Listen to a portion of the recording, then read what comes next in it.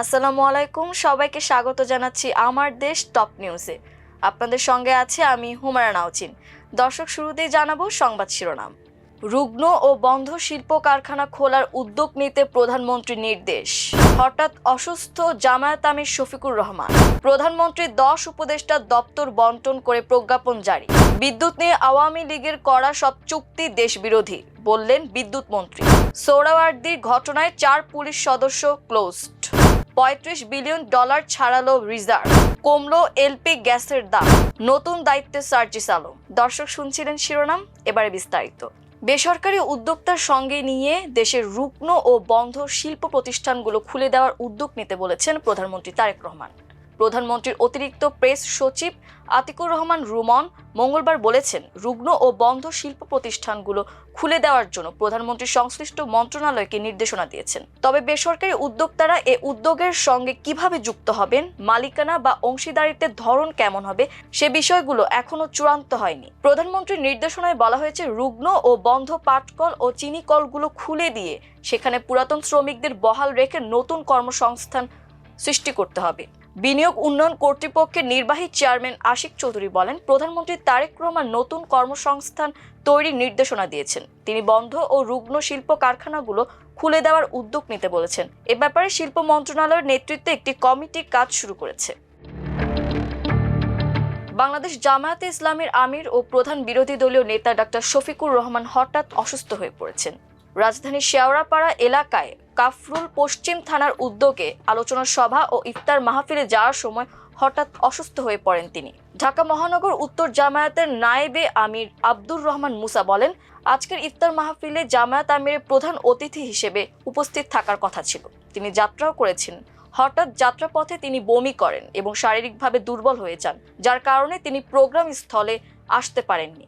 সবাই তার দ্রুত সুস্থতার জন্য দোয়া করবেন। ঢাকা মহানগর উত্তর জামায়াতের আমির সেলিম উদ্দিন বলেন, আমরা জামায়াত আমিরের জন্য দোয়া করি, আল্লাহ যেন ওনাকে দ্রুত সুস্থ করে দেন।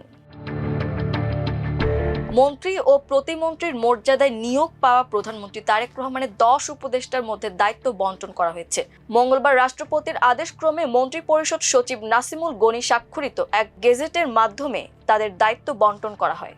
মন্ত্রী পদমর্যাদায় 5 জন উপদেষ্টার মধ্যে 3 জনকে রাজনৈতিক উপদেষ্টার দায়িত্ব দেওয়া হয়েছে। তারা হলেন মির্জা আব্বাস উদ্দিন আহমেদ, নজরুল ইসলাম খান ও রুহুল কবির রিজভী আহমেদ। মন্ত্রী পদমর্যাদার উপদেষ্টা মোহাম্মদ ইসমাইল জবিউল্লাহ জনপ্রশাসন এবং রাশেদ আল মাহমুদ তিতুমির অর্থ মন্ত্রণালয়ের দায়িত্ব পেয়েছেন।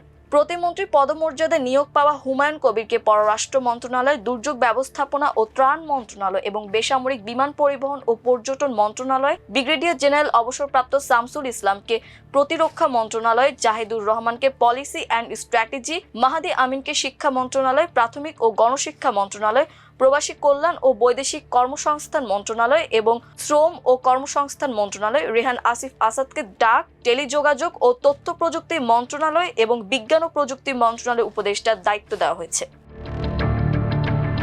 বিগত আওয়ামী লীগ সরকারের সময় ভারত সহ বেসরকারি খাতের প্রতিষ্ঠানগুলোর সঙ্গে করা বিদ্যুৎ ক্রয় চুক্তিকে দেশের স্বাধীনতার জন্য মারাত্মক ধরনের হুমকি হিসেবে দেখছেন বিদ্যুৎ, জ্বালানি ও খনিজ সম্পদ মন্ত্রী ইকবাল হাসান মাহমুদ। তিনি বলেন, বিদ্যুৎ আর দেশের স্বাধীনতা, সার্বভৌমত্ব এক ও অভিন্ন। আওয়ামী লীগ সরকারের করা বিদ্যুৎ খাতের সব চুক্তি দেশ বিরোধী। বিএনপি সরকার জাতীয় স্বার্থকে অগ্রাধিকার দিয়ে এসব চুক্তি পর্যালোচনা করবে বলেও জানান বিএনপির স্থায়ী কমিটির সদস্য ইকবাল হাসান মাহমুদ। সচিবালয়ের নিজ দপ্তরে মঙ্গলবার সাংবাদিকদের সঙ্গে একান্ত আলাপচারিতায় এসব কথা বলেন মন্ত্রী। এ সময় তিনি দেশের বিদ্যুৎ পরিস্থিতি, জ্বালানি সংকট, এলএনজি আমদানি সহ সাংবাদিকদের বিভিন্ন প্রশ্নের জবাব দেন। সাংবাদিকদের এক প্রশ্নের জবাবে বিদ্যুৎ মন্ত্রী বলেন, বিদ্যুৎ চুক্তি আর দেশের সার্বভৌমত্ব একটির সঙ্গে আরেকটি নিবিড়ভাবে জড়িত। বিদ্যুৎ চুক্তি করার সময় দেশের সার্বভৌমত্ব গ্যারান্টি হিসেবে রাখতে হয়। এই বিষয়গুলোকে আরো গুরুত্বের সঙ্গে দেখা জরুরি ছিল, যা বিগত সরকার করেনি। তিনি বলেন, দেশের বিদ্যুৎ উৎপাদনে পর্যাপ্ত সক্ষমতা থাকা সত্ত্বেও বেসরকারি খাত ও বিদেশ থেকে বিদ্যুৎ আমদানির সিদ্ধান্ত দেশের সার্বভৌমত্ব বিরোধী। আদানি চুক্তি সহ বিগত সরকারের সময়ের সব চুক্তি পর্যালোচনা করার উদ্যোগ নেওয়া হয়েছে উল্লেখ করে ইকবাল হাসান মাহমুদ বলেন, দেশ বিরোধী যত চুক্তি রয়েছে আমরা সবগুলো পর্যালোচনা করে করণীয় নির্ধারণ করব। রাজধানীর সোহরাওয়ার্দী উদ্যানে মাদক বিরোধী অভিযান চলাকালে ঢাকা বিশ্ববিদ্যালয়ের এক শিক্ষার্থীকে মারধরের ঘটনায় জড়িত পুলিশের 4 সদস্যকে ক্লোজড করা হয়েছে। মঙ্গলবার বিকেলে ডিএমপির রমনা বিভাগের উপকমিশনার মোহাম্মদ মাসুদ আলম এ তথ্য নিশ্চিত করেছেন। তিনি জানান, শিক্ষার্থীর সঙ্গে কথা কাটাকাটির জেরে দুই পক্ষের একটু বাড়াবাড়ির কারণে এই অনাকাঙ্ক্ষিত ঘটনা ঘটে। ঘটনার সময় ডিউটিতে থাকা পুলিশের 4 সদস্যকে ক্লোজড করা হয়েছে এবং তাদের বিরুদ্ধে বিভাগীয় ব্যবস্থা নেওয়া হবে। দেশের বৈদেশিক মুদ্রার রিজার্ভ ৩৯ মাস পর $৩৫ বিলিয়ন ছাড়ালো। আজ মঙ্গলবার দিন শেষে গ্রস রিজার্ভ দাঁড়িয়েছে $৩৫.04 বিলিয়ন। আর বিপিএম 6 অনুযায়ী রিজার্ভ দাঁড়িয়েছে $৩০.30 বিলিয়ন। বাংলাদেশ ব্যাংক সূত্রে এ তথ্য জানা গেছে। কেন্দ্রীয় ব্যাংকের কর্মকর্তারা জানান, দেশ থেকে অর্থ পাচার বন্ধে কঠোর পদক্ষেপ নেওয়ার ফলে বৈধ পথে রেমিটেন্স বেড়েছে। এতে করে ব্যাংকগুলোতে ডলার সরবরাহ বৃদ্ধি পেয়েছে। চাহিদার তুলনায় সরবরাহ বেশি থাকায় ব্যাংকগুলোর ডলার কেন্দ্রীয় ব্যাংক কিনে নিচ্ছে। এতে রিজার্ভ বেড়ে $৩৫ বিলিয়ন হয়েছে। চলতি অর্থ বছরের শুরু থেকে 23 ফেব্রুয়ারি পর্যন্ত ব্যাংকিং চ্যানেলে $2,199 কোটি রেমিটেন্স এসেছে। গত অর্থ বছরে একই সময়ের তুলনায় যা 21.90% বেশি। এতে করে ব্যাংকগুলোর কাছে উদ্বৃত্ত ডলার জমা হচ্ছে। চলতি অর্থ বছরের শুরু থেকে মঙ্গলবার পর্যন্ত বাজার থেকে কেন্দ্রীয় ব্যাংক $546 কোটি কিনেছে। ভোক্তা পর্যায়ে কমানো হয়েছে তরলীকৃত পেট্রোলিয়াম গ্যাস এলপিজির দাম। ফেব্রুয়ারি মাসের জন্য 12 কেজি এলপিজি সিলিন্ডারের দাম 15 টাকা কমিয়ে 1341 টাকা নির্ধারণ করা হয়েছে। মঙ্গলবার দাম কমানোর নতুন ঘোষণা দিয়েছে Bangladesh energy regulatory commission BERC. গত 23 ফেব্রুয়ারি সন্ধ্যা 6টা থেকে নতুন দাম কার্যকর হয়েছে বলে জানিয়েছে সংস্থাটি। এক বিজ্ঞপ্তিতে বিইআরসি জানিয়েছে, ফেব্রুয়ারি মাসের জন্য 12 কেজি এলপিজির দাম 1356 টাকা থেকে 15 টাকা কমিয়ে 1341 টাকা নির্ধারণ করা হয়েছে। এর আগে চলতি মাসে 2 ফেব্রুয়ারি সর্বশেষ সমন্বয় করা হয় এলপি গ্যাসের দাম। সে সময় 12 কেজি সিলিন্ডারের দাম 50 টাকা বাড়িয়ে 1356 টাকা নির্ধারণ করা হয়েছিল। আসন্ন স্থানীয় সরকার নির্বাচনকে সামনে রেখে স্থানীয় সরকার নির্বাচন পরিচালনা কমিটি গঠন করেছে জাতীয় নাগরিক পার্টি এনসিপি।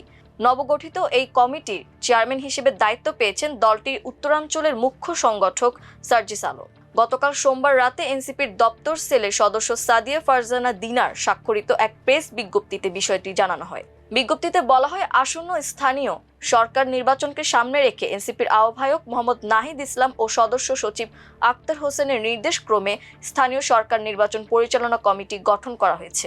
নবগঠিত কমিটিতে সদস্য সচিব হিসেবে দায়িত্ব পেয়েছেন এনসিপির জ্যেষ্ঠ যুগ্ম মুখ্য সমন্বয়ক ও নোয়াখালী 6 আসনের সংসদ সদস্য আব্দুল হান্নান মাসুদ। কমিটির অন্য সদস্যরা হলেন আরিফুল ইসলাম আদিব, আলাউদ্দিন মোহাম্মদ, তাহসিন রিয়াজ ও অ্যাডভোকেট মঞ্জিলা ঝুমা। দর্শক, এই ছিল আমার দেশ টপ নিউজে। এতক্ষণ আমাদের সঙ্গে থাকার জন্য অসংখ্য ধন্যবাদ। আল্লাহ হাফেজ।